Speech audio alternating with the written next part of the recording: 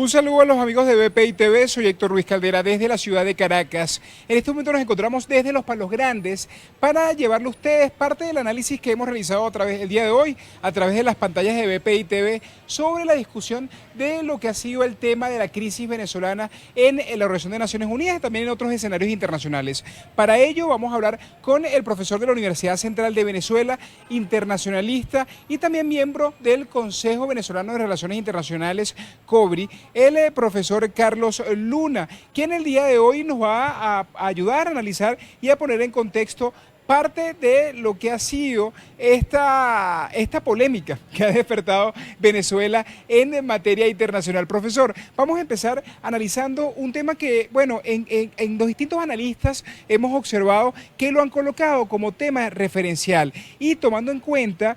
otras posiciones de latinoamericanos que han tenido en organismos internacionales, pareciera que va a ser muy importante para Venezuela, tanto para el gobierno como para las personas que quieren un cambio de gobierno en Venezuela, el tema de la expresidenta Michelle Bachelet, que ahorita es la alto comisionario de Derechos Humanos de la Organización de Naciones Unidas. ¿Qué le parece el tema Bachelet? ¿Cómo manejó el tema de Venezuela en este primer exposición que dio a la opinión pública y estos encuentros que solicita Venezuela, también cómo lo ha tomado estas organizaciones también no gubernamentales que están denunciando el tema de los derechos humanos? ¿Cómo ve el tema Bachelet? Bueno, Héctor, un placer para mí estar nuevamente contigo en BPI y un saludo a todos tus televidentes. Mira, es sumamente beneficioso en nuestro concepto el hecho de que Michelle Bachelet haya asumido el alto comisariato de los derechos humanos de la ONU. Por cuanto Michelle Bachelet tiene una sensibilidad, tiene un conocimiento previo del hecho de haber sido presidenta de Chile y que durante todos estos años sabe de primera mano lo que ha sido la situación venezolana, y además el hecho de que en su discurso inaugural de gestión haya mencionado la grave crisis humanitaria por la cual atraviesa Venezuela y por la cual atraviesa Nicaragua, que es una hermana en el marco de la revolución bolivariana de lo que es el ALBA TCP, la alternativa bolivariana para los pueblos de nuestra América, y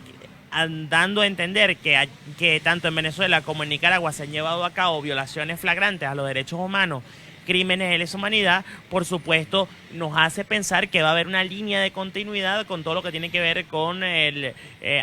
trabajo del anterior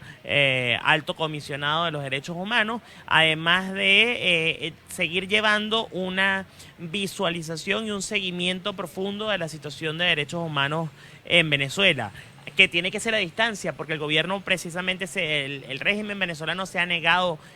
sistemáticamente a que venga una comisión extraordinaria del alto comisionado de los derechos humanos para verdaderamente supervisar y tener testimonios in situ de lo que está pasando acá en Venezuela. Además de que da fuerza y da mucho poder junto con la participación de ONGs internacionales de lo que es el concepto de una emergencia humanitaria compleja, que no es simplemente el manejo del concepto tradicional de crisis humanitaria, que viene dada por dos causales, que la primera de ellas tiene que ver con un desastre natural y el segundo de ellos que haya un conflicto armado interno dentro de las fronteras de determinado país, en este caso Venezuela, sino que ahora se ha extendido el concepto, ahora se habla de emergencia humanitaria compleja, que ensancha, como ya lo he dicho, el concepto y lo lleva a que hay un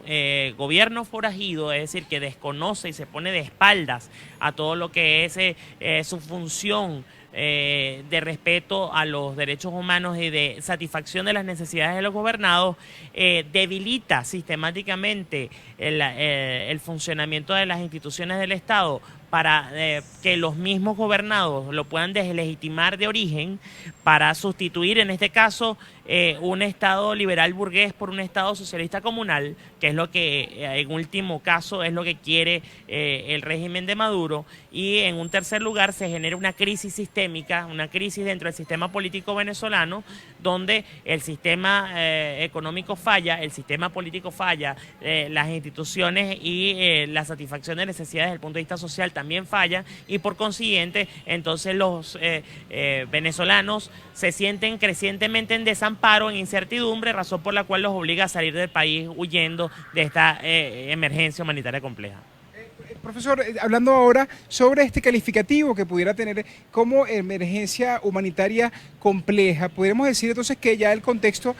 podría mejorar ya con ello. Y este encuentro que tuvo el gobierno venezolano también no iría en búsqueda de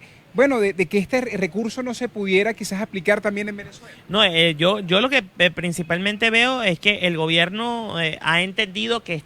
se está en plena escalada internacional levantándole el tono a lo que tiene que ver con la emergencia humanitaria compleja. Fíjate que desde la semana pasada hemos tenido varios encuentros. Hemos tenido la cumbre de Ecuador, donde los países, más de 12 países se reunieron y sacaron una declaración donde lo rescatable fundamentalmente de eso es lo de la admisión de documentos para no limitar a la migración venezolana, número uno. Número dos, lo que tiene que ver con el Consejo Permanente de la OEA que se reunió, y este Consejo Permanente de la OEA dio como resultado la formación de un grupo de trabajo que va a dar seguimiento y continuidad a las políticas respecto al manejo de la situación humanitaria en Venezuela. Y ahora tenemos este Consejo de Derechos Humanos en Ginebra y al mismo tiempo la reunión del Consejo de Seguridad de Naciones Unidas en Nueva York a petición de la representante permanente de los Estados Unidos, Nikki Haley, la embajadora Nikki Haley, donde se trató dentro del marco de la emergencia humanitaria compleja cómo la corrupción incide de manera determinante en la crisis de un determinado país y lo hace ser un Estado fallido, en el marco también de un gobierno forajido. Entonces allí se dijeron muchas cosas, vemos cómo pareciera que se estuviera cerrando el círculo a nivel internacional, a nivel de presión, y el gobierno venezolano a su vez responde, primero diciendo que va a cambiar va a haber un nuevo modelo de relacionamiento con la Organización de Naciones Unidas. Vaya usted a saber cómo se entiende eso, porque de verdad antes la Organización de Naciones Unidas era buena cuando se daban premios a la excelencia del gobierno venezolano, como por ejemplo el de la FAO, que dijo que Venezuela es un territorio de cero hambre, por decirlo de alguna manera, y ahora entonces la ONU no es tan cómodo como nos era antes.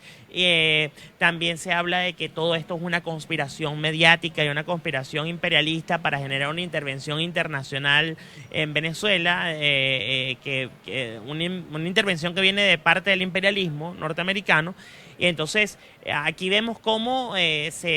pareciera que se está desarrollando una batalla comunicacional, como una suerte de batalla no cruenta, en función de que se está compitiendo en términos de propaganda también para promover y legitimar a un gobierno que definitivamente goza cada vez menos de legitimidad internacional. Profesor, de eso quería también hablar, porque usted habla de Estado fallido, pero también podemos agregar que se habló inclusive de cleptocracia, o sea, ese término, ¿cómo lo podríamos interpretar desde el punto de vista también político? Usted también que conoce de materia política, o sea, una cleptocracia, cuando inclusive en la mañana escuchábamos a los mismos viejitos en su protesta que indicaban que ellos se sentían en un gobierno donde el malandraje era el protagonista, o sea, ellos van al banco y le exigen el efectivo y hasta para poder estar ahí en la cola tienen que pagar precios que no entienden, medicina prácticamente dolarizada, porque van al médico, no la tienen que ir a otros espacios médicos que están dolarizados, y dicen que es un gobierno de criminales desde lo más bajo hasta lo más alto. ¿Cómo lo interpreta? Cuando te refería que estamos haciendo uso del término de emergencia humanitaria compleja, estamos aludiendo directamente a cada uno de los subsistemas que forman parte del sistema político. Cuando se habla de cleptocracia, estamos hablando de funcionarios del gobierno que utilizan en su propio beneficio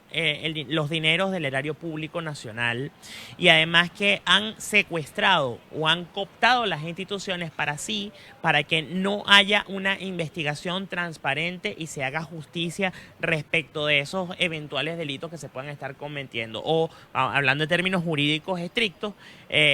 presuntos delitos que se puedan estar cometiendo en términos de corrupción, tráfico de influencias, malversación de fondos y todo esto. Entonces,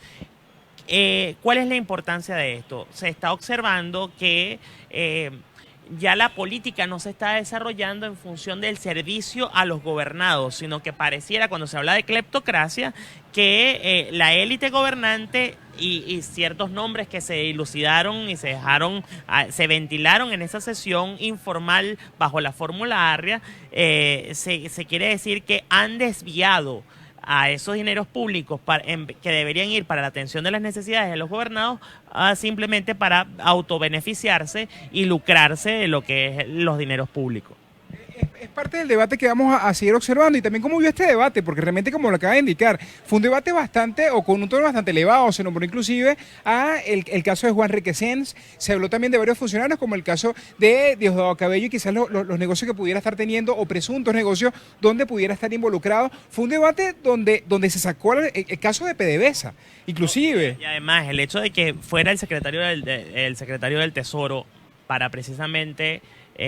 dilucidar esto. Esto va compaginado con todo lo que son las sanciones internacionales. La gente que pregunta, bueno, pero ¿cómo se materializa eso de las sanciones internacionales? ¿Cómo se concatena? ¿Cómo se come eso? Bueno, precisamente en este espacio, repito, que es una sesión del Consejo de Seguridad, pero una sesión informal del Consejo de Seguridad, donde la informalidad viene dada por el hecho de que los miembros permanentes o no permanentes pueden asistir o no según su preferencia o su alineamiento político a esta reunión, pero al mismo tiempo es bajo la fórmula Arria, es decir, que se invitan otros sectores más allá del gobierno que está en uso de las atribuciones del Estado para denunciar o para ventilar otra verdad distinta a la que pueda exponer el gobierno en funciones, precisamente para dejar desnuda la realidad que pueda estar pasando en Venezuela. Allá hubo presencia de ONGs y también se dio informes respecto a lo que puedan ser el manejo de los fondos públicos y cómo esto podía estar represado en todas esas cuentas que han sido congeladas o esas sanciones que hayan sido aplicadas a estos funcionarios del gobierno venezolano actual. Profesor, ya entendemos qué es lo que está ocurriendo en este momento, pero usted indicó que ahora vienen otros escenarios donde se va a seguir la discusión. Sí. Y también influyen otras situaciones que están ocurriendo en América, como en las futuras elecciones que va a tener el Congreso de Estados Unidos, que va a ser también próximo, y las elecciones de Brasil, que es nuestro vecino más cercano, donde al parecer estaba encabezando la lista un militar de derecha, que bueno, el otro extremo quizás que estamos viendo acá. ¿Cómo pudiera estar influyendo esto en estos próximos meses también con el contexto venezolano? Bueno, mira, esto es sumamente importante porque el contexto geopolítico genera un ambiente precisamente propicio o no, y ya lo vivimos, por ejemplo, cuando Hugo Chávez estaba en el poder, desde el año 2003 en adelante, del año 2003 a 2007, 2008 aproximadamente, hubo el predominio de gobiernos de corte de izquierda, de gobiernos progresistas, entre comillas progresistas, que tiñeron prácticamente de rojo y generaron una gran alianza. De allí vemos a UNASUR, de allí vemos el ALBA, de allí vemos, entre otros organismos a mencionar, la CELAC, que ya no se menciona tanto como contraposición a lo que puede ser el sistema de la Organización de Estados Americanos. Bueno, pero ahora, refiriendo a tu pregunta, el hecho de que Bolsonaro pudiera ser que obtuviera la presidencia del Brasil ahora que sufrió un atentado y que esa puñalada puede hacer que se catapulte por un precepto de victimización hacia la primera magistratura en el Brasil, puede condicionar aún más el hecho de,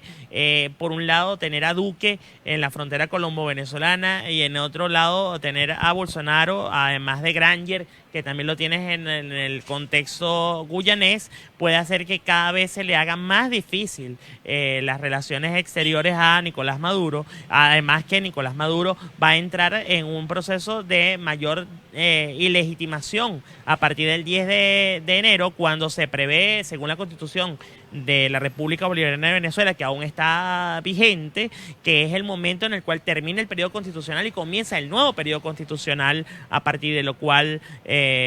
veremos si finalmente se juramenta, cómo se juramenta, cuál va a ser la percepción del sistema internacional. Esto puede hacer que, hablando en términos económicos de bolsa, las acciones hacia Nicolás Maduro estén a la baja, y aún más creo que está complicado el ambiente de los Estados Unidos con las elecciones de medio mandato. Creo que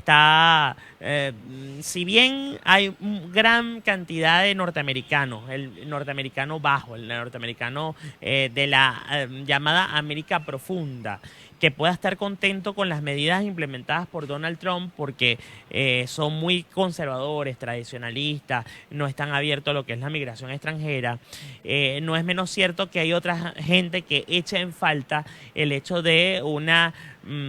mayor mano izquierda y de un mejor manejo de los asuntos públicos, tanto internos como internacionales, de parte de Trump, que está tratando de buscar el excepcionalismo estadounidense de nueva cuenta. Pero al mismo tiempo hay muchas cosas en términos de política interna y de opinión pública que están en entredicho y que pudiera utilizar el caso venezolano o el caso de luchar contra estos regímenes contrarios a la democracia representativa liberal como una forma de obtener oxígeno y al mismo tiempo de garantizarse una continuidad de la mayoría republicana en el Congreso de los Estados Unidos con miras a una reelección de su mandato, que ya queda poco, ya prácticamente estamos por la mitad, van a quedar 2 años y 2 años pasan volando para lo que pueda ser la elección presidencial norteamericana.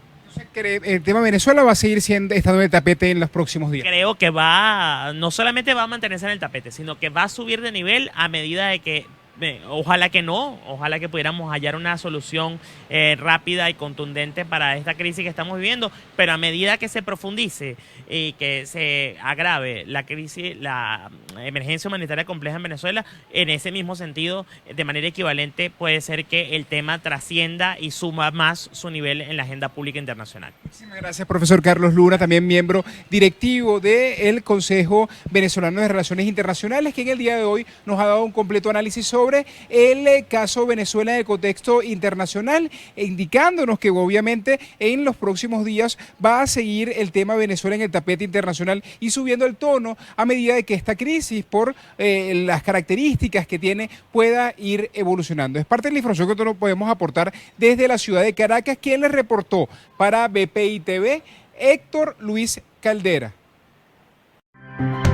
Esta transmisión es una presentación de Salvador Peluquería. Visítanos en Maracaibo, Ciudad Ojeda, Acarigua, Santa Bárbara del Zulia, Paraguaná, Panamá, República Dominicana, Miami, Curazao y próximamente en Italia. Only for Men. Centro San Ignacio, Nivel Blandín, Caracas. K-Export. Envíos de carga aérea y marítima. Deja todo en nuestras manos. Estamos ubicados en la 8200 Noroeste, 30 Terras, Doral, Miami. Tranquility at Doral, Salón and Spa. Estamos ubicados en la 9566 Northwest, calle 41 del Doral, Miami.